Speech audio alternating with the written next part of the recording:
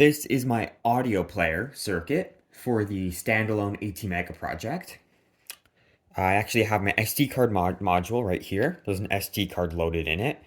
I have the amplifier circuit or little circuit thing right here. Uses the tip 120. The 5-volt regulators over here. This is actually the reset button, and this is the select button. So I'm just gonna go ahead and reset it.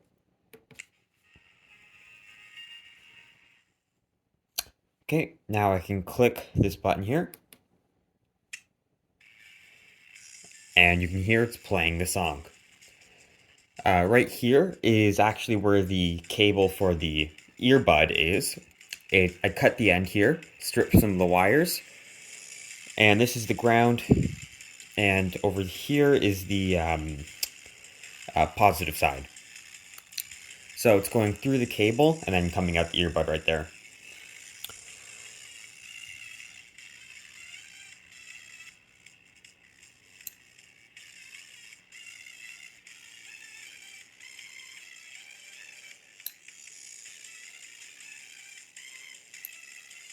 The audio quality kind of sucks. That's because there's no filter or anything on this circuit. It's the raw PWM output from the Arduino on pin 9 here.